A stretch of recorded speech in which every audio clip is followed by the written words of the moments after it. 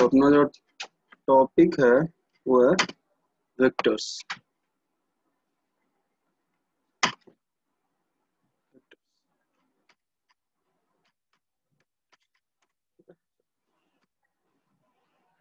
सबसे पहले आता है बात वेक्टर से, वेक्टर है क्या, वेक्टर को डिफाइन कैसे करोगे। तो बताओ जस्ट, अगर कोई कुछ पढ़े हो या जानते हो पहले से बेसिकली, बोलो वेक्टर क्या है, कोई भी दोनों में से बोलो। Physical quantity having magnitude as well as हाँ बिल्कुल सही, डायरेक्शन। मतलब एक ऐसा फिजिकल क्वांटिटी जिसके पास मैग्नीट्यूड भी हो और डायरेक्शन भी, वो तुम्हारा वेक्टर कहलाता है। ठीक है, तो डेफिनेशन तुम लोग जान रहे हो, नोट्स तुम लोग को भेज दिए तो जो हम पढ़ाए हुए थे वो वाला, तो उसमें लिखा हुआ है, तो उसको हम लोग यहाँ पे लिखने वाले नहीं है। ठीक है, उसके बाद आता है वेक्टर का डेफिनेशन हो गया, मतलब इसमें तुम्हारा मैग्नीट्यूड भी होना चाहिए प्लस डायरेक्शन भी होना चाहिए। हालांकि इस डेफिनेशन को थोड़ा और एक्यूरेट बनाने के लिए एक और कंडीशन डालना जरूरी है। 11th लेवल पे अगर बात करें तो 9 10 तक ये डेफिनेशन चलता है, मैग्नीट्यूड और डायरेक्शन हो तो वेक्टर होता है। बट एक एडिशनल तुमको एक और कंडीशन लगाना चाहिए। शायद हम लिखवाए थे नहीं लास्ट टाइम उन लोगों को, ऐसा कुछ पता नहीं, ऐसा लिखवाए थे कि नहीं, नोट्स में देखो तो कुछ और लगाए नहीं, कुछ और नहीं लगाया। ठीक, कोई दिक्कत नहीं है, चलो एक और कंडीशन लगाओ तो ज्यादा सही हो जाएगा। वो ये है, आगे देखोगे नोट्स में triangle law of vector addition बताने वाले, हम जस्ट बोल रहे हैं वो कंडीशन भी फॉलो करना चाहिए। ये हम क्यों बोल रहे हैं, सुनो क्यों बोल रहे हैं। इलेक्ट्रिक करंट 10th क्लास में पढ़े हो सब लोग, electric current. Yes sir. Electric current में मैग्नीट्यूड भी होता है, डायरेक्शन भी होता है, फिर भी उसको वेक्टर क्वांटिटी नहीं बोलते, अगर तुम लोगों को पता हो तो। ये पढ़े हो, बुक वगैरह में लिखा हुआ रहता हो। इलेक्ट्रिक करंट में मैग्नीट्यूड भी होता है, डायरेक्शन भी होता है, फिर भी उसको वेक्टर क्वांटिटी नहीं बोला, इसलिए चूंकि थर्ड कंडीशन भी होता है वेक्टर के लिए, वो ये है कि triangle law of vector addition को फॉलो करना चाहिए, जो कि इलेक्ट्रिक करंट फॉलो नहीं करता है, इसीलिए उसको डायरेक्शन होने के बावजूद भी स्केलर बोलते हैं। हालांकि छोड़ो, अभी सिंपल लेवल इतना ही बात करते हैं, हम आगे बताएंगे, लिंक करेंगे जब वो पढ़ाएंगे। तो मैग्नीट्यूड और डायरेक्शन होगा तो तुम्हारा वो वेक्टर होगा। मतलब वेक्टर एक ऐसा फिजिकल क्वांटिटी है जिसको कंप्लीटली अगर तुम्हें डिफाइन करना है तो मैग्नीट्यूड और डायरेक्शन दोनों स्पेसिफाई करना होगा। वही डेफिनेशन शायद लास्ट टाइम उन लोगों को लिखवाए हुए, इस समर्थ का शायद क्लास नोट से। ठीक है, ये हो गया। अब मैग्नीट्यूड भी होना चाहिए और डायरेक्शन भी होना चाहिए। एग्जांपल बोलो वेक्टर क्वांटिटी का, कोई भी, कुछ भी वेक्टर क्वांटिटी का कोई एक एग्जांपल, कोई बोलो। Sir 10 metre acceleration. नॉट। हाँ बिल्कुल सही, मतलब कोई चीज बोलो, डिस्प्लेसमेंट, वेलोसिटी, एक्सीलरेशन, ये सब क्या तुम्हारा वेक्टर ही है ना, फोर्स वेक्टर ही है। डिस्प्लेसमेंट, वेलोसिटी, एक्सीलरेशन, फोर्स, ये सब का सब तुम्हारा वेक्टर है। मोमेंटम वेक्टर है, ये सब वेक्टर क्वांटिटी। तो सिंपल में एग्जांपल लेते हैं, मान लो तुम्हारे पास डिस्प्लेसमेंट। डिस्प्लेसमेंट सब लोग जानते हो कि डिस्प्लेसमेंट का मतलब क्या होता है। जस्ट सिंपल में बोलना चाहिए, मान लो कोई पार्टिकल यहाँ से स्टार्ट किया, ऐसे गया ऐसे गया, और फिर यहाँ से ऐसे गया। ठीक है, मान लो ये पॉइंट, ठीक है, ये बी पॉइंट और ये सी पॉइंट। तो हम लोग बोलते हैं कि भले ही ये ए से बी गया फिर बी से सी गया, बट हम लोग जब डिस्प्लेसमेंट निकालेंगे तो सिंपल बोलेंगे यहां से यहां तक का डिस्टेंस, ये वाला जो देख रहे हो जिसका डायरेक्शन ए से सी की तरफ है, वो हो गया डिस्प्लेसमेंट। तो जब तुम डिस्प्लेसमेंट बोलोगे तो सिर्फ ए सी का वैल्यू नहीं, मान लो तुम्हारा ए बी 3 मीटर है, ए बी 3 मीटर है, ये बी सी तुम्हारा 4 मीटर है, मान लो ये 90 डिग्री है, तो पाइथागोरस लगाने सब लोग को आता होगा, ये 3 है ये 4 है तो ये 5 मीटर आ जाएगा। ये तो तुम लोग समझ पा रहे हो ना, 3 4 5। Yes sir. ये समझ में आना चाहिए, ट्रिगो में भी करते हो 10th क्लास में बेसिक के। P square plus B square equal to H square, 3 square plus 4 square 25, उसका रूट लगो तो 5 आ जाएगा। तो तुम जब ये डिस्प्लेसमेंट बोलोगे तो ये बोलोगे 5 मीटर, सिर्फ बोलने से काम नहीं बनेगा। तुम बोलोगे 5 मीटर किस डायरेक्शन में, ए से सी की तरफ। तो जब तुम इसको स्पेसिफाई करोगे डिस्प्लेसमेंट को, तो यहाँ पे लिखोगे displacement is equal to 5 metre. But यह 5 मीटर सिर्फ हमें क्या बता रहा है, मैग्नीट्यूड। इसमें हमें यही बताना होगा किस डायरेक्शन में, तो बोलेंगे अलोंग द डायरेक्शन ए सी, ए से सी की तरफ डायरेक्शन है, तब जाकर कंप्लीटली डिफाइन हो पाएगा यह वेक्टर क्वांटिटी। तो वेक्टर क्वांटिटी सिर्फ तुम न्यूमेरिकल वैल्यू बोल दो, डिस्प्लेसमेंट 5 मीटर है, यह कंप्लीट इंफॉर्मेशन नहीं दे रहा। 5 मीटर इन हिच डायरेक्शन, इस डायरेक्शन, तो भी तुम्हें स्पेसिफाई करना होगा। यहाँ ये डायरेक्शन जो है वो ए से सी की तरफ, डायरेक्शन फ्रॉम ए टू सी, ए से सी की तरफ। तो यह डिस्प्लेसमेंट, सिमिलरली सारे वेक्टर को हम लोग ऐसे ही मैग्नीट्यूड प्लस डायरेक्शन से दिखाते थे। ये जो 5 मीटर दिखा रहे हो, ये 5 मीटर में बता रहा है मैग्नीट्यूड ऑफ डिस्प्लेसमेंट, ये सिर्फ मैग्नीट्यूड बता रहा है, सिर्फ मैग्नीट्यूड बता रहा है। और जब हम ये लगा देंगे इसमें कि डायरेक्शन कहां से कहां तक है, ए से सी की तरफ, ए टू सी, ए टू सी, यह जो ए टू सी हम बोल रहे हैं ये बता रहा इस डिस्प्लेसमेंट का डायरेक्शन। अब जाकर डिस्प्लेसमेंट कंप्लीटली डिफाइन हो पाएगा जब तुम मैग्नीट्यूड भी बता दो डायरेक्शन भी बता। सिमिलरली सारे वेक्टर्स में ये होता है, मैग्नीट्यूड प्लस डायरेक्शन दोनों बताना होता है। तो ये चीज हो गया। उसके बाद अगर नोट्स में देखो तो क्या देखो, तो क्योंकि नोट्स को ही फॉलो करेंगे ताकि तुमको ज्यादा सही रहे, बाद में लिखना ना पड़े इसी से। चलो अब उसके बाद देखो, बोलो पूछना है क्या किसी को? Type of vector fund. Okay, type vector से भी एक पहले छोटा सा लिखा हुआ है कुछ, देखो नोट्स में तो, ग्राफिकल रिप्रेजेंटेशन ऑफ वेक्टर्स, देखो तो। Yes sir. हाँ तो उसको पहले थोड़ा सा बात कर लेते हैं। चलो देखो वो क्या, देखो अब क्या है, ग्राफिकली भी हम लोग वेक्टर्स को रिप्रेजेंट करते हैं, जो मोस्टली तुम लोग 10th क्लास तक यूज नहीं कर रहे थे, वेक्टर का जस्ट डेफिनेशन पढ़ रहे थे बट उस पे नहीं जा रहे थे। यानी ग्राफ के फॉर्म में हम लोग वेक्टर्स को कैसे दिखाते हैं वो चीज। तो देखो ग्राफिकली वेक्टर को जो है ना, एक तुम लाइन सेगमेंट ड्रॉ कर दो और एक एरो लगा दो, इससे हम लोग किसी वेक्टर को रिप्रेजेंट कर सकते हैं। मतलब इसको बोलते हैं डायरेक्टेड लाइन सेगमेंट। मतलब लाइन सेगमेंट है जिसपे एक तरफ एरो है, यह एक वेक्टर को रिप्रेजेंट कर रहा है। अब आता है ये वेक्टर को अगर रिप्रेजेंट कर रहा होगा तो इसमें मैग्नीट्यूड भी होना चाहिए और डायरेक्शन भी होना चाहिए। ऑब्वियसली अगर तुम बोल रहे हो कि वेक्टर को दिखा रहा है, इसका मतलब इसमें मैग्नीट्यूड भी होगा छुपा हुआ और डायरेक्शन भी होगा छुपा हुआ। तो मैग्नीट्यूड इस एरो से कैसे निकालते हैं वो सुनना। मैग्नीट्यूड का मतलब सिंपल होता है यहां से यहां तक का लेंथ, ये एरो का ये जो लाइन तुम ड्रॉ की लाइन सेगमेंट, इसका कितना लेंथ है, 2 मीटर 3 मीटर 4 मीटर 5 मीटर, ये जो भी length of the line segment है, लिखा हुआ होगा नोट्स में देखना। Length of the line segment बताता है कि उस वेक्टर का मैग्नीट्यूड कितना है, उस वेक्टर का मैग्नीट्यूड कितना है। और एरो जिस तरफ है ना वो तुम्हें बता रहा है उस तरफ डायरेक्शन। यह जो हम डायग्राम बनाए हैं, अगर नॉर्थ साउथ तुम लोग को पता हो, ऊपर नॉर्थ होता है, नीचे साउथ, इधर वेस्ट, इधर ईस्ट। तो अब हम पूछे इस वेक्टर का जो हम वेक्टर ड्रॉ किए हैं, तुम लोग को दिख रहा होगा वो वेक्टर किस डायरेक्शन में एक्ट कर रहा है? ईस्ट में, क्योंकि देखो एरो इसका ईस्ट की तरफ है। दूसरा वेक्टर लेते हैं। अब बताओ यह वेक्टर किस डायरेक्शन में एक्ट कर रहा है? नॉर्थ में। ना ये ध्यान देना, एरो किधर है? ऊपर की तरफ। ये मत देखना कि साउथ की तरफ ड्रॉ कर दिया तो साउथ बोल रहा है, ऐसा नहीं। एरो में देखना अपवर्ड एरो है, तो अपवर्ड में क्या है? नॉर्थ। वही अगर मान लो हम ऐसा कुछ ड्रॉ करें, एक सेकंड को, मान लो ये तुम्हारा तिरछा। अब ये क्या है? नॉर्थ और ईस्ट के बीच में है, तो उसको बोलते थे नॉर्थ ईस्ट। अगर ध्यान में हो तो 9th 10th में किसी बुक में देखते हो, पता है क्या? नॉर्थ ये है तुम्हारा, नॉर्थ ये है और ईस्ट तुम्हारा ये है। तुम नॉर्थ ईस्ट के बीचों बीच बना रहे हो, तो बोलोगे नॉर्थ और ईस्ट के बीच में, तो बोलते थे नॉर्थ ईस्ट। तो जस्ट डायरेक्शन है। और मैग्नीट्यूड कैसे निकालोगे? वो एरो, ये जो लाइन सीमेंट ड्रॉ उसका लेंथ कितना है, ज्योमेट्रिकल लेंथ कितना है, वो लेंथ बताएगा तुम्हें मैग्नीट्यूड, और एरो बताएगा डायरेक्शन। ठीक है, ये हो गया ग्राफिकल रिप्रेजेंटेशन। अब इसमें दो वर्ड यूज किया था, वो ध्यान देना। जब तुम वेक्टर अगर मान लो ऐसा कुछ ड्रॉ किधर भी ड्रॉ कर सकते हो, जिधर एरो होगा उधर डायरेक्शन हो जाएगा। तो यहां ध्यान देना, जिस एंड पे ये एरो है ना, इसको बोला जाता है head, head of the vector. जहां पे एरो तुम दिखाए हो, head of the vector, HEAD, head, head of the vector.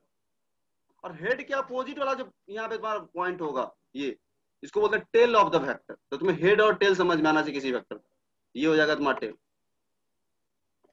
Tell, TAIL, tail of the vector. तो हेड ऑफ द वेक्टर होगा जहां पे तुम एरो शो की हो, जो तुम्हें डायरेक्शन बता रहा है हेड, और टेल जो उसका अपोजिट एंड है वो तुम्हारा टेल हो गया। हेड एंड टेल समझ में, जस्ट नाम दे दिया गया। मान लो हम कोई ऐसा कुछ ड्रॉ करें, ऐसा कुछ ड्रॉ, ये पॉइंट मान लो नाम दे दिए ए, और ये पॉइंट बी। बताओ इसमें हेड कौन है, टेल कौन है ए बी में?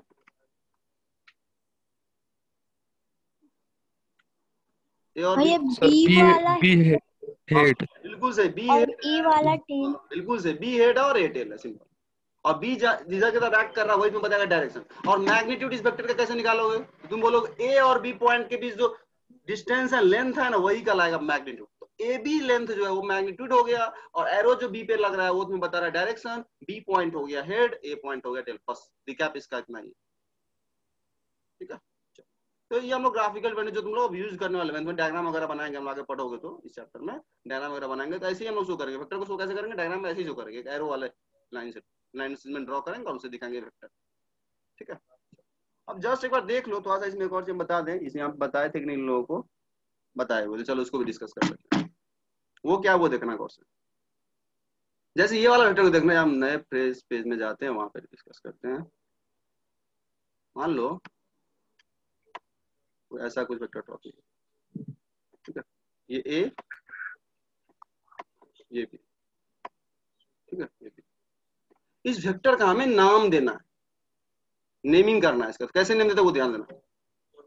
तुम्हें क्या करना है, पहले टेल वाले लेटर को लिखना है। तो टेल वाला लेटर क्या है? पहले ए। फिर हेड को बाद में लिखना है, हेड क्या है? बी। और ऊपर में एक ऐसा एरो लगाते हैं, मतलब ए से बी की तरफ। तो इसको, इस वेक्टर को हम लोग ऐसे लिखेंगे, वेक्टर ए बी।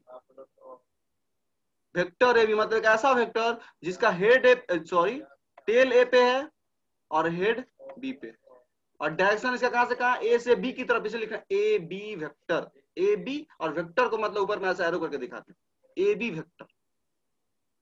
तो दो लेटर से दिखाना है किसी वेक्टर को, तो पहले टेल लिखो, फिर हेड लिखो, ऊपर में एक छोटा सा एरो लगा दो, वो इस वेक्टर का सिंबल हो गया, बोल सकते हो सिंबल। ऐसे मान लो इसी वेक्टर को हम पलट के बनाए, ध्यान देना।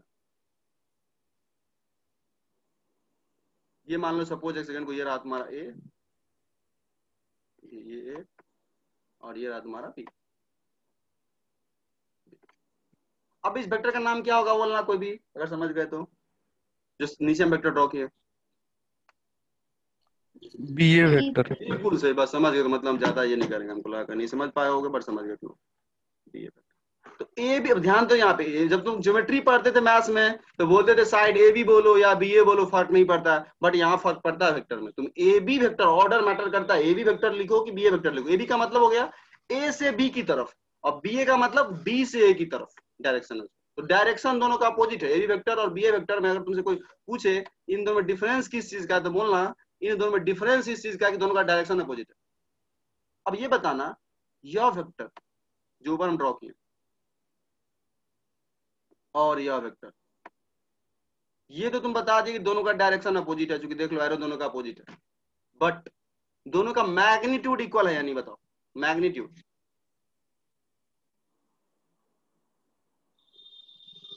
इन दोनों इक्वल होगा। बिल्कुल सही, क्योंकि भाई ए से बी का डिस्टेंस तो उतना ही है, मैग्नीट्यूड को तो डिस्टेंस से मतलब कितना लेंथ है। तो ज्योमेट्री में लेंथ ए से बी निकालो या बी से ए निकालो, लेंथ तो उतना है। यहाँ से मुजफ्फरपुर का गैप निकालो या मुजफ्फरपुर से यहाँ का गैप निकालो, इधर से नापो या उधर से नापो, लेंथ तो उतना ही आने वाला है। ये बिल्कुल सही तुम लोग करो। तो इन दोनों में मैग्नीट्यूड सेम है और डायरेक्शन डिफरेंट है, ये ध्यान रखो। तो ये तुम्हारा ये हो गया। अब ध्यान देना यहाँ पे, अगर हम, यह ए बी वेक्टर है, ठीक है, यह ए बी वेक्टर हम लिख दिए यहाँ पे, ए बी वेक्टर, इसको पढ़ते हैं ए बी वेक्टर, ठीक है। अगर हम इस पे ऐसा लगा दें, एक सिंबल है जस्ट, तो इसका मतलब ये हुआ, ऐसे लगाने का मतलब ये हुआ, एब्सोल्यूट वैल्यू मैथ में पढ़े, इसका मतलब ये हुआ ये सिर्फ मैग्नीट्यूड को बता रहा है, सिर्फ मैं लिख लो इसको, इसका मतलब ये हुआ मैग्नीट्यूड ऑफ द वेक्टर। अगर ये सिंबल लगा के मिले समझ जाना, ये सिर्फ मैग्नीट्यूड को कंसीडर कर रहा है, डायरेक्शन पे फोकस नहीं कर रहा है। और जब तुम इसके बिना लिखते हो, इसका मतलब तुम वेक्टर को इंडिकेट करो, मैग्नीट्यूड में भी इंटरेस्टेड हो, डायरेक्शन में भी इंटरेस्टेड हो। पर जो ही तुम ये डब्बा लगा दिए एब्सोल्यूट वैल्यू वाला, मैथ्स में ही पढ़े होगे, अगर लगा दिए, इसका मतलब होगा तुम सिर्फ और सिर्फ मैग्नीट्यूड पे फोकस कर रहे हो। लिखना, ये सिर्फ मैग्नीट्यूड को इंडिकेट करता है, डायरेक्शन इसमें नहीं है। Magnitude of the vector. Obviously जैसे तुम लोग बोले हो, वेक्टर ए बी का जो मैग्नीट्यूड होगा वही वेक्टर बी ए का मैग्नीट्यूड होगा। तुम अभी डिसीजन लिए थे, तो इसलिए यह इक्वेशन कहीं पे लिखा हुआ मिले तो यह बिल्कुल सही होगा, वेक्टर ए बी का magnitude is equal to vector b a का मैग्नीट्यूड। मैग्नीट्यूड में दोनों सेम है, लेंथ तो दोनों का सेम ही है, तो ये जस्ट मैग्नीट्यूड का सिंबल है। चलो ठीक, अब आ जाओ आगे, जो कि वो बोल रही थी सलोनी कि ये टाइप्स ऑफ वेक्टर पे। चलो टाइप्स ऑफ वेक्टर पे आओ।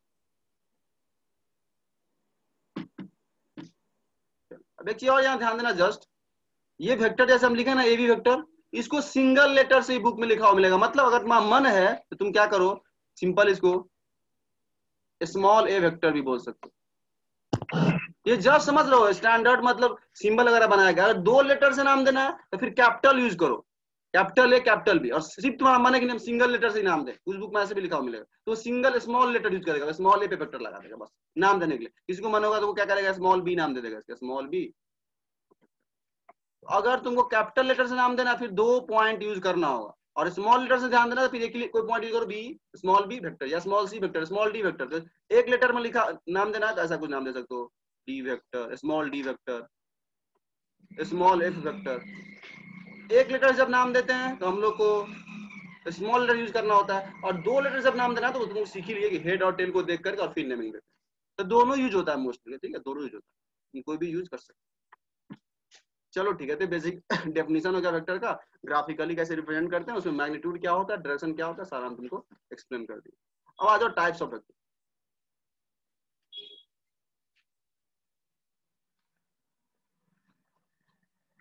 चलो types of vector, types of vector. चलो सबसे पहले देखो तो क्या दिया हुआ नोट्स में, देखो नोट्स में क्विकली देखो, नोट्स में तुम्ही लोग को बोलना है, लेकिन notes collinear vector. Collinear vector बिल्कुल से। देखो कोलिनियर वेक्टर से क्या मतलब वो समझना, तुमको ऐसे समझना है, हम कोलिनियर लिख नहीं रहे, लिख देते हैं, चलो कोलिनियर जाके नोट्स पढ़ लेना, बस हो गया, हम तुमको एक्सप्लेन कर देते हैं, नोट्स पढ़ लेना, फिर कोई दिक्कत है पूछ लेना। इसका डेफिनेशन क्या बोलता है, ये बोलता है वैसा दो वेक्टर, डेफिनेशन को सुनना अच्छे से जो हम बोल रहे हैं, वैसा दो वेक्टर जिनका वेक्टर के अलोंग जो लाइन लेंगे ना, वह लाइन आपस में पैरेलल हो। अब इसको हम ड्रॉ करके बताते हैं क्या हम बोलना चाह रहे हो सकता है लिंक नहीं कर पाए हो। मान लो कोई वेक्टर तुम ऐसा ड्रॉ कर दिया, इसका नाम दे दिए, मान लो तुम एक सेकंड को ए और ये बी, तो ये तुम्हारा वेक्टर ए बी हो गया, ए बी वेक्टर जो भी बोल लो। दूसरा वेक्टर ड्रॉ किए, मान लो ये पी, कैपिटल पी और कैपिटल पी, कैपिटल लेटर कुछ भी यूज कर सकते हो।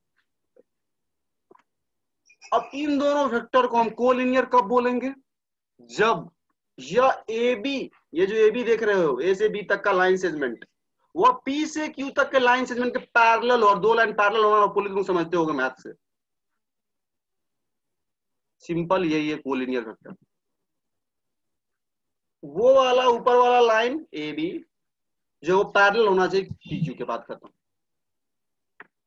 जैसे मान लो अगर कोई वेक्टर ऐसा ड्रॉ किया, तो एक वेक्टर ऐसे और एक वेक्टर ऐसे, तुमसे हम पूछे ये दोनों कोलिनियर है क्या, तो तुम बोलोगे नहीं ये दोनों कोलिनियर नहीं, ये दोनों इंटरसेक्ट कर जा रहा है, पैरेलल कहाँ है, समझ रहे हो। तो अगर ए बी पैरेलल हो जाए पी क्यू के, हम लोग बोलेंगे यह दोनों वेक्टर कोलिनियर है, बस ये डेफिनेशन कोलिनियर। डेफिनेशन बता दिए। अब तुम लोग क्वेश्चन है, काउंटर क्वेश्चन तुम लोग से पूछ रहे हैं कि दो वेक्टर कोलिनियर है, दो वेक्टर कोलिनियर है तो क्या यह जरूरी है कि दोनों का डायरेक्शन सेम होना पड़ेगा, मतलब एरो एक ही तरफ होना पड़ेगा? नहीं सर। कोई जरूरी नहीं, इसको लाइन पैरेलल होने से मतलब सेम हो भी सकता है, बिल्कुल सही बोल रहे हो। तो ये सब हो गया खुद का कंक्लूजन निकालना, ये हो गया तुम डेफिनेशन को समझ के खुद से कंक्लूड कर पा रहे हो कि नहीं, ये स्किल तुम में आ गया, मतलब तुम बढ़िया इंप्रूव कर रहे हो, ये समझ लो। सारा चीज हम क्लासरूम में लिखवा दे फिर तो सब कुछ पता है, पर खुद से भी कुछ सोच कर डिसीजन लेना, तो हम तुम्हें डेफिनेशन बता, तुम खुद से डिसाइड कर लिखा नहीं डायरेक्शन सेम भी हो सकता है, अपोजिट भी हो सकता है, ये चीज तुमको डेवलप करना चाहिए। तो देखो ये बिल्कुल सही बोल रहे हो। जैसे मान लो ये एक वेक्टर, इसके पैरेलल हम ऐसे भी ड्रॉ कर सकते हैं और उल्टा भी ड्रॉ कर सकते हैं, भाई पैरेलल तो हमको ड्रॉ करना है, पैरेलल क्या है, तो देखो यह तीनों वेक्टर आपस में अभी कोलिनियर है क्योंकि लाइन तीनों का पैरेलल है, बट डायरेक्शन देखो तो दो वेक्टर का सेम है, एक वेक्टर का अपोजिट है, तो कोलिनियर वेक्टर्स का डायरेक्शन सेम भी हो सकता है, अपोजिट भी हो सकता है। नोट में लिखना हो तो लिख सकते हो, बट खुद से भी ये डिसाइड तुम कर सकते हो। इनकेस अगर भूल जाओ तो नोट में लिख सकते हो कि कोलिनियर वेक्टर्स का डायरेक्शन सेम भी हो सकता है, अपोजिट भी हो सकता है, सामने ड्रॉ करके तुम्हें दिखा दिया। चलो ठीक, भैया जो पैरेलल हो सकता है वही मतलब कोलिनियर वेक्टर कहला सकता है। हाँ बिल्कुल, लेकिन हम बोले डायरेक्शन सेम होना जरूरी है क्या कोलिनियर होने के लिए?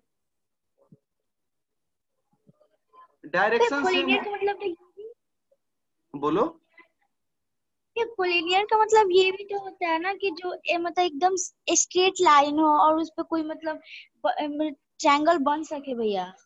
ट्रायंगल बन, अरे वो पॉइंट्स तुम बोल रही हो, कोलिनियर पॉइंट्स बोल रही हो, 6 वाला मैथ्स का, उस पे कंफ्यूज मत हो। वो जो कोलिनियर पॉइंट होता था कि एक ही लाइन पे तीनों पॉइंट लाई, एक ही पे पॉइंट लाई करे, ये कोलिनियर पॉइंट। अलग अलग ट्रायंगल बन गया तो नॉन कोलिनियर, वो कोलिनियर पॉइंट्स होता था, ये कोलिनियर वेक्टर्स है। तुम मुझसे कंफ्यूज हो, ट्रायंगल बनना चाहिए ऐसा कुछ, वो पॉइंट्स था, वो तुम मैथ्स वाला बात कर रही हो, यहाँ वेक्टर है ये। तो सिंपल वेक्टर तुमने बता दिए, पहला वेक्टर दिया होगा, दूसरा वेक्टर दिया होगा, दोनों का लाइन देख लो पैरेलल है, खत्म, उससे तुम्हें डिसाइड करना है। अगर और वो लोग क्लियर करने के लिए तुम एक एग्जांपल से क्लियर कर सकते हैं, वो एग्जांपल हम कौन सा लेना चाहेंगे वो देखो। मान लो नेक्स्ट पेज में, हालांकि इसका क्वेश्चन जानते हो, उस टाइम प्रैक्टिस करवाए थे उन लोगों को, ठीक है, क्वेश्चन अगर हम भेजे थे तो अगर मेरे पास होगा तो तुम लोग को शेयर कर देंगे, प्रैक्टिस कर लेना इस तरह का, तो फिर और क्लियर हो जाए। चलो देखो सिंपल, मान लो ये तुम्हारा रेक्टेंगल है,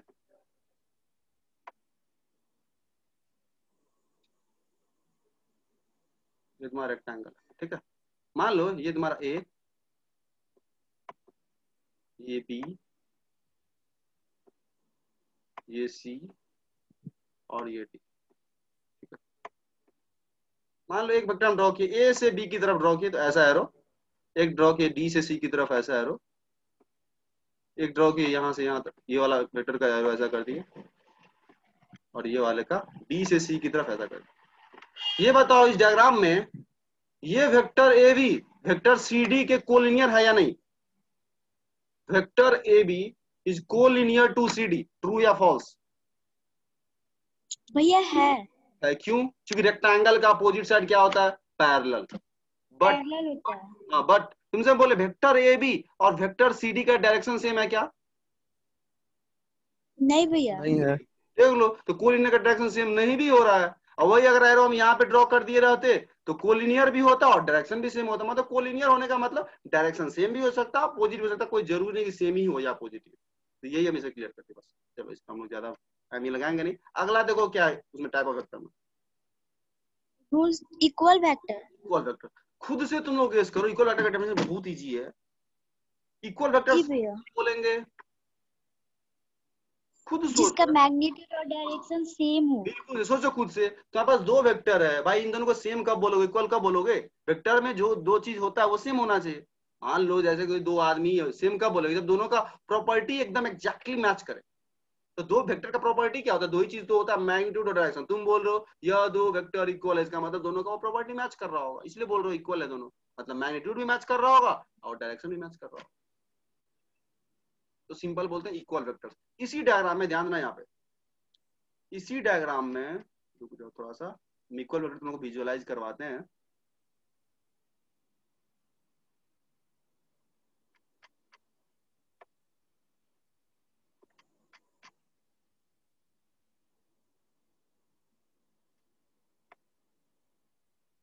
अब एरो यहाँ पे ध्यान देना, इसका एरो अब यहाँ पे, यहाँ पे हम बोले इस डायग्राम में ध्यान देना, रेक्टेंगल तुम्हें दिया और बोल रहे हैं वेक्टर ए बी, वेक्टर ए बी जो है, वेक्टर ए बी जो इक्वल है वेक्टर डी सी के, ट्रू या फॉल्स?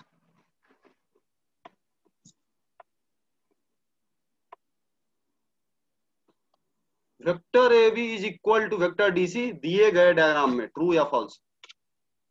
ट्रू होगा। क्यों? क्योंकि दोनों का मैग्नीट्यूड सेम है, रीजन दो मैग्नीट्यूड सेम होने का।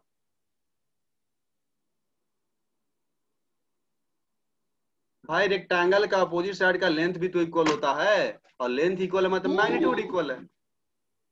लेकिन डायरेक्शन अलग है ना। डायरेक्शन भी सेम है, इसको समझो गौर से। रुको रुको, हो सकता है तुम कंफ्यूज हो, ये भी इधर के तरफ ही है बी वाला, और ये भी डी से सी के तरफ ही है। तो एरो का ओरिएंटेशन देखो, ये मत देखो कि दोनों अलग अलग जगह पे ड्रॉ किया गया है,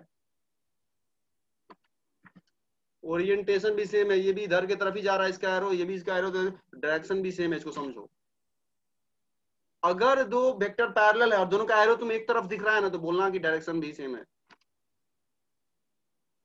ठीक है, ये ध्यान रखना, डायरेक्शन भी सेम है। तुमसे अगर हम ऐसा ड्रॉ करके दिखाएं, मान लो एक वेक्टर ऐसे और दूसरा वेक्टर इसके पैरेलल है और इधर की तरफ ही है, तो तुम बोलोगी यह दोनों का डायरेक्शन भी सेम है। ऐसा नहीं कि डायरेक्शन अपोजिट है, डायरेक्शन सेम है दोनों का, दोनों का डायरेक्शन सेम है। अभी जो हम डायग्राम में ड्रॉ किए, हाँ अगर पैरेलल नहीं होगा ना तब फिर नहीं बोलोगी सेम, मतलब ऐसे ड्रॉ कर दी ठीक है, और कोई दूसरा तुमको ऐसे ड्रॉ करके दे दिया, ये दोनों का डायरेक्शन सेम है क्या? नहीं भैया। नहीं, क्यों? चूंकि ये तो इंटरसेक्टर जा रहा है भाई, तो ये तो पैरेलल ही नहीं है। और डायरेक्शन सेम बोलना तभी सोचना जब दोनों का लाइन जो है वो पैरेलल हो, क्योंकि जब पैरेलल होगा तभी वो एक दूसरे को कभी कट नहीं कर पाएगा, और कट कर दिया फिर तो तुम सेम डायरेक्शन कहीं बोल ही नहीं सकते भाई, वो दूसरे को इंटरसेक्ट कर दिया। ये ध्यान रखना हमेशा, सेम डायरेक्शन का मतलब ये होता है पहला कंडीशन पैरेलल हो और दूसरा कि एरो दोनों का एक तरफ। पैरेलल नहीं हुआ फिर तुम सेम डायरेक्शन बोलना ही नहीं, बोल ही नहीं सकते सेम डायरेक्शन, ये ध्यान रखना ठीक है। और वही ध्यान रखना यहाँ पे, ये जो हम डायग्राम ड्रॉ किए हैं पैरेलल है इस और same direction, parallel and same direction, parallel and same direction, वही इसी डायग्राम मान लो हम ऐसा ड्रॉ कर दे, ये और इसके पैरेलल अपोजिट, इसको बोलेंगे यह दोनों पैरेलल है बट डायरेक्शन अपोजिट है। ये दोनों पैरेलल है प्लस डायरेक्शन सेम है, ये दोनों पैरेलल है प्लस डायरेक्शन अपोजिट है। इसका एरो इधर की तरफ जा रहा है नीचे की तरफ, इसका एरो उधर की तरफ जा रहा है ऊपर की तरफ। तो जब सेम डायरेक्शन या अपोजिट डायरेक्शन तभी बोल पाते हैं जब दोनों का लाइन पैरेलल होगा, लाइन कट कर गया फिर कुछ नहीं बोल पाएंगे डायरेक्शन सेम है कि अपोजिट है, कुछ नहीं बोल पाएंगे, वो तिरछा हो गया एक दूसरे को क्रॉस कर जाना, ये ध्यान रखें। हालांकि वो प्रैक्टिस करते करते सब पता चल जाएगा। चलो नेक्स्ट बोलो। तो इक्वल वेक्टर्स मतलब वैसा तो वेक्टर जिनका मैग्नीट्यूड भी सेम हो और डायरेक्शन भी सेम हो, ठीक है। भैया बोलो। भैया अगर ग्राफ बनाते हैं जैसे एक्स एक्सिस और वाई एक्सिस पे, उसमें डायरेक्शन को कैसे पता करते हैं? डायरेक्शन किस चीज का डायरेक्शन? मतलब भैया जैसे बीच में बनाया रहता है ना, डिस्टेंस दिया रहता है, अच्छा आर मतलब दिया रहता है, फिर तो उसका डायरेक्शन कैसे पता करेंगे? क्या तुम्हें दिया हुआ क्या है, पॉइंट्स दिया हुआ है क्या? जी भैया। जैसे मान लो, अच्छा तुम जो बोलना चाह रहे हो देख लो, जैसे हम आगे बताने वाले थे, तुम ये बोलना चाह रही होगा कि तुम्हें कोऑर्डिनेट में, रुक जाओ नेक्स्ट पेज में बात कर लेते हैं हम लोग। मान लो तुम ऐसा बोलना चाह रही हो, ये एक्स एक्सिस वाई एक्सिस, रुक जाओ, ऐसा अगर तुम बोलोगी तो हम नेक्स्ट पेज में जाकर के ग्राफ ही इस पे ओपन कर देते हैं ताकि हम लोग को और अच्छे से कनेक्ट कर पाए।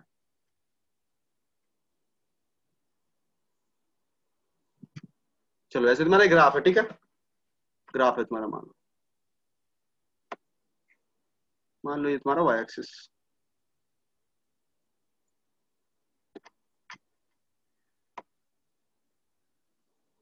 ये तुम्हारा एक्स एक्सिस,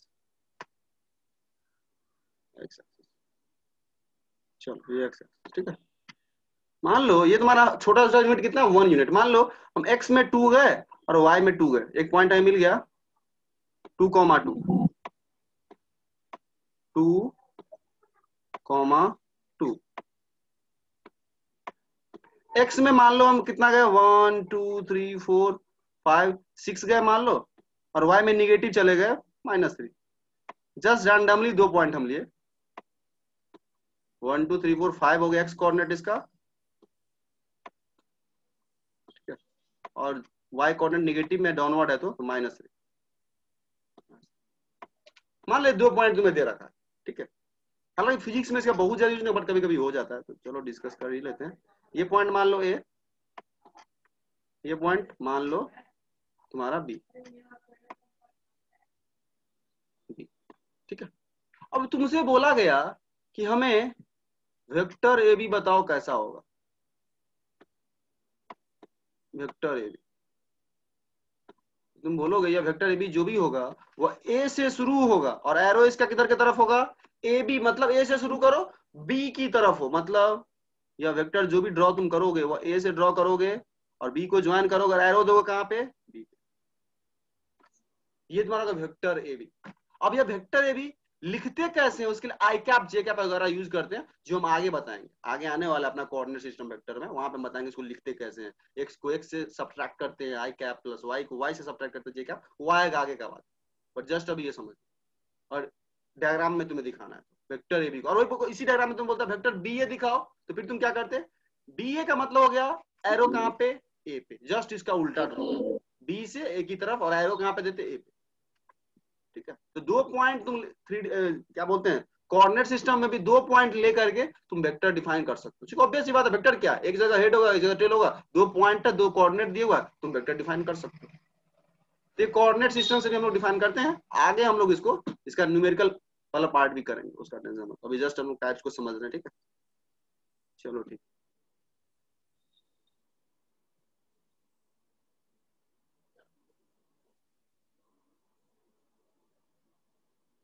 चलो अब चलो नेक्स्ट देखो तो क्या है, नेक्स्ट देखो तो नूल फैक्टर, क्या है नेक्स्ट वेक्टर, नूल फैक्टर मतलब zero null, factor. Null vector, null vector, null उसको बोलते हैं, नल पढ़ते हैं, नल वेक्टर। चलो देखो नल वेक्टर का मतलब क्या था, वो देखो सिंपल है, नल वेक्टर मतलब ये हुआ वैसा वेक्टर जिसका मैग्नीट्यूड कितना हो, बोलो, जीरो। जीरो। नल वेक्टर या जीरो वेक्टर होता है मैग्नीट्यूड जीरो। आप बताओ नल वेक्टर को हमें ड्रॉ करना है तो कैसे ड्रॉ करें डायग्राम में, ये नल वेक्टर हो सकता है क्या, नहीं हो सकता भाई, इसका कुछ लेंथ आ गया, मैग्नीट्यूड कुछ आ गया, हमें लेंथ कितना चाहिए, जीरो। तो नल वेक्टर को सुनना गौर से, नल वेक्टर को तुम एक पॉइंट से दिखाओगे, जस्ट एक पॉइंट, क्योंकि तुम पॉइंट से अगर उसको बड़ा कर दिए उसका मैग्नीट्यूड अब जीरो रहा ही नहीं। पता नहीं तुम समझ पा रहे हो कि हम क्या बोल रहे हैं, समझ पा रहे हो तुम लोग क्या बोल रहे हैं हम, जी भैया। Yes sir. मतलब समझ पूछ लो, नहीं समझ पूछ लो, मतलब ये बोल रहे हैं मैग्नीट्यूड तुम्हें जीरो चाहिए, तुम जानते हो मैग्नीट्यूड क्या होता है, पीछे ही बता दिए, लेंथ ही होता है मैग्नीट्यूड, और तुम्हें बोले एक ऐसा लाइन ड्रॉ करके जिसका लेंथ जीरो, तो भाई तुम उसको फाइनाइट लेंथ का बना ही नहीं सकते हो ना।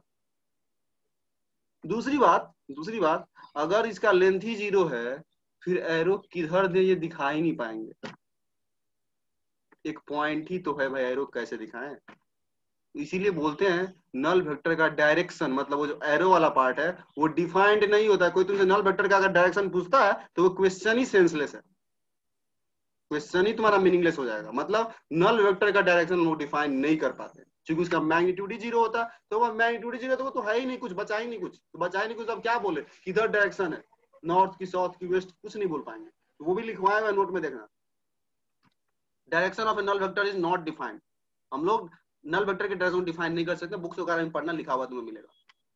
चलो नेक्स्ट पे आ जाओ, the direction of null vector is not defined लिखा हुआ है वो। चलो हाँ अब चलो यहाँ एक चीज यहाँ पे नोट में अगर लिखवाया हुआ है, very very important, very very important है, ठीक है, हालांकि हम बोल दिए कुछ देर पहले तुम लोगों को, बट वापस उसको बोलते हैं, वह ये टॉपिक है parallel shifting of A vector, parallel shifting of A vector, इसका मतलब समझना क्या, वेरी वेरी इंपॉर्टेंट है, ध्यान समझना इसको। कोई वेक्टर हम तुम्हें ड्रॉ करके दिए, मान लो ये वेक्टर है तुम्हारा पी क्यू, ये पी और ये क्यू, पी और ये क्यू, ठीक है। कोई क्या किया, बोला इस पी क्यू को हम उठा करके पैरेलल ऊपर ले जाना चाह रहे हैं, मतलब यो क्या किया, पी क्यू को यहां से हटा करके और इसके पैरेलल, एकदम parallel, exactly parallel, parallel shifting, topic का नाम देखो पैरेलल शिफ्टिंग, मतलब शिफ्ट करो बट खुद के पैरेलल करो। मान लो पी क्यू को ऐसा शिफ्ट कर दो,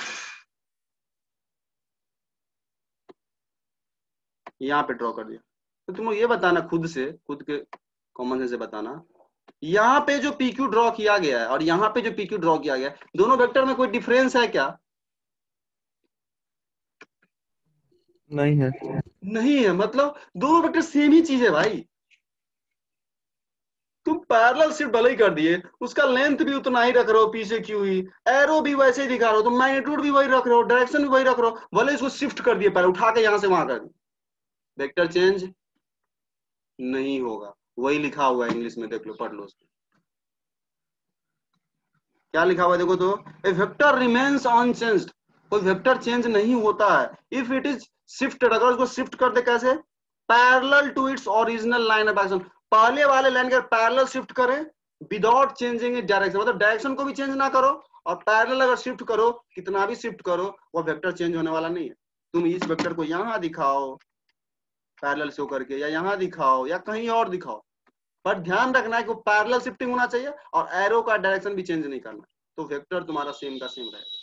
हाँ वही अगर कोई बोलेगा हम पीक्यू को यहाँ से यहाँ उठा दिए और एरो ऐसे कर दिए, फिर हम बोलेंगे भाई तुम गलत कर दिए, ये वेक्टर चेंज हो गया, पैरेलल तो तुम शिफ्ट किए बट डायरेक्शन चेंज करी, तो वही इसमें लिखा हुआ कंडीशन पढ़ के देखो, without changing its direction, direction भी चेंज नहीं करना है, उस केस में वेक्टर चेंज नहीं होता। इसको बोलते हैं पैरेलल शिफ्टिंग ऑफ वेक्टर। इसका फायदा क्या होता है समझो, हालांकि आगे समझोगे, अगर पढ़ाएंगे तब समझ में आएगा तुमको अच्छे से क्यों हम लोग पढ़ रहे हैं। पैरेलल शिफ्टिंग होता क्या, कभी कभी कोई वेक्टर है, ठीक है, वो हमारे कागज के बाहर लाई कर रहा है, हमें उस वेक्टर को खींच के लाना है कागज के अंदर, तो कैसे लाएंगे, वहां से जस्ट पैरेलल शिफ्ट करेंगे और ला के रख देंगे पेपर में, खत्म, डायरेक्शन चेंज किए बिना।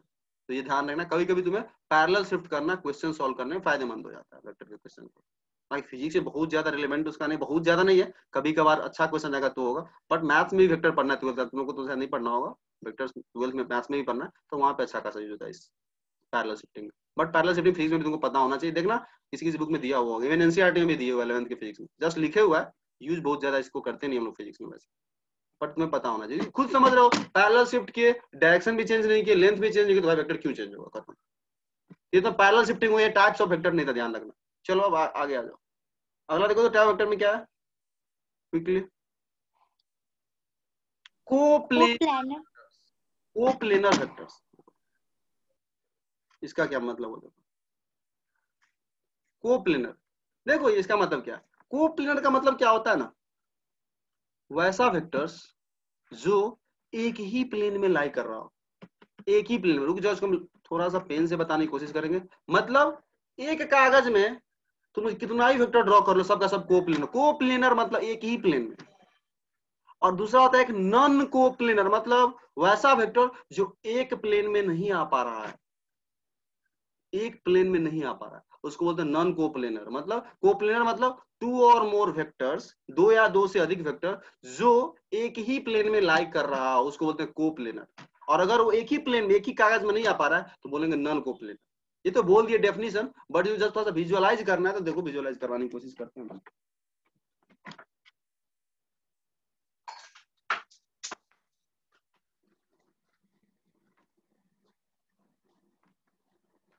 देखो ऐसे मान लो, देखो मान लो, ये मान लो दो पेन है, ठीक है, दो पेन है परपेंडिकुलर, ठीक है, दो पेन है परपेंडिकुलर। मान लो ये दो पेन को तुमसे बोले कि इसको तुम एक कागज में रखो, तो तुम आराम से ले आओगे, दोनों कागज में रख सकते हो इन दोनों। बट तीसरा वेक्टर मान लो मैं ऐसा कर दी, इसके बाहर केमिस्ट्री वाला भी लगा सकते हो कंसेप्ट, हम लोग जो 3D पढ़ रहे हैं उसमें थोड़ा बहुत आ रहा है शेप वगैरह में। अब ध्यान देना, अब तुम लोग को ऐसे दिख रहा होगा, अगर ऐसे करेंगे। अब यहाँ ध्यान देना, तुम कुछ भी कर लो, इन तीनों वेक्टर को सेम प्लेन में लेके नहीं जा सकते, कुछ भी कर लो, किसी भी एक कागज में इन तीनों वेक्टर्स को नहीं रखा जा सकता है। अब तुम बोलोगे भैया हम इसको मोड़ देंगे, भाई मोड़ थोड़ी ना दोगे, वेक्टर है तो उसका डायरेक्शन चेंज थोड़ी ना करना है, मोड़ दोगे फिर तो आ जाएगा एक कागज पे, सब आ जाएगा। बट हम बोल रहे हैं जैसे है वैसे ही, उसी ओरिएंटेशन है, जो कि पढ़े हो तुम पैरेलल शिफ्टिंग में, कि डायरेक्शन चेंज नहीं करना वेक्टर का, जैसे है वैसे ही। तो तुम अगर ले आना चाहोगे तो यह दोनों अगर कागज में आएगा ना, तो यह कागज के बाहर हो जाएगा, यह दोनों कागज में लाना चाहो, कोई दो को लेना चाहोगे, तीसरा बाहर हो जाएगा। तो यह तीनों वेक्टर जो हम ड्रॉ किए हैं ऐसे, यह तीनों एक प्लेन में कभी नहीं आ पाएगा, नॉन कोप्लेनर। वही इसमें से अगर एक हटा दें, अब इन दोनों को पूछे तो बोलेंगे कोप्लेनर है, ये दोनों एक कागज में आ जाएगा। और मान लो ये ऐसा होता, अब ये तीनों लग रहा है एक कागज जैसा बना रहा है, तो अब बोल सकते हो ये तीनों का तीनों कोप्लेनर है। तो तीन वेक्टर अगर ऐसे है तो एक प्लेन में नहीं आ रहा है, और वही तीन वेक्टर अगर ऐसे है तो एक प्लेन में आ रहा है। मतलब तीन वेक्टर कोप्लेनर भी हो सकता है, नॉन कोप्लेनर भी हो सकता है। कैसा उसका ओरिएंटेशन उस पर डिपेंड करेगा, ओरिएंटेशन वैसा होगा तो एक कागज में आ भी सकता है, वैसा ओरिएंटेशन नहीं होगा तो एक कागज में नहीं आ पाएगा, नॉन कोप्लेनर।